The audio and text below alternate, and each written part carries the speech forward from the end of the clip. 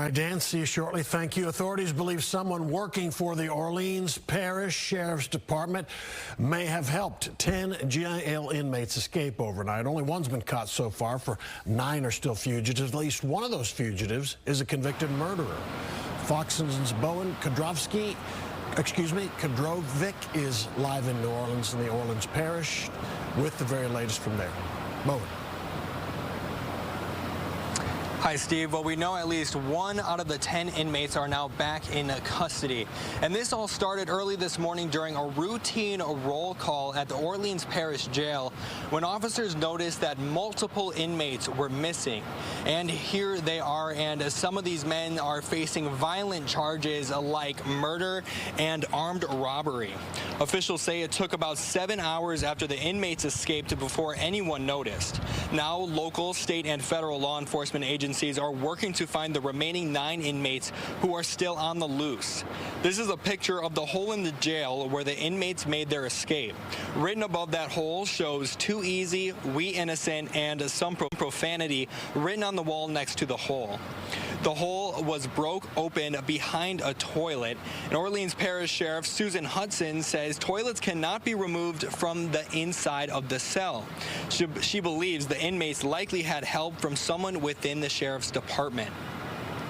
The detainees began yanking on the cell to pull it off track.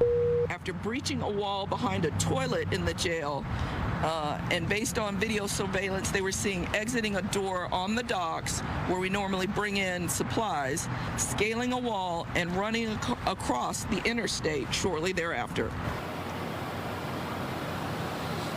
Law enforcement agencies are asking people if they see anything suspicious to dial 911. They also add anybody that is helping these inmates will be charged. Steve? All right, Bowen, a couple questions. First, is it the toilet predicament and being able to get that out of the way? Is that the main evidence you've heard so far that they think it's an inside job? Well, the sheriff says, yes, that toilet is bolted from the outside, so it has to be removed from the outside, not inside the jail cell. Also, the parish sheriff did say that during the time of the jailbreak, there are people that are hired to stay for security to monitor these inmates, but they were still able to break out of the cell and out of the jail itself. So she says that they will be launching a full investigation into the sheriff's department as well. Steve. All right, Bowen, it's my impression that these escapees may have a 7-hour lead, an 8-hour lead, a 9-hour lead before anybody really discovered it.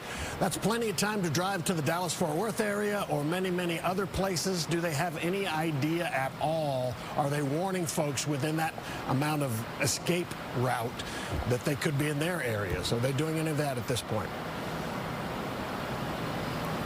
At this point, what I've heard from law enforcement is they are asking everybody to stay vigilant, but they said to not panic. Steve. All right, that's good advice. All right, Bowen, thank you very much for that live report.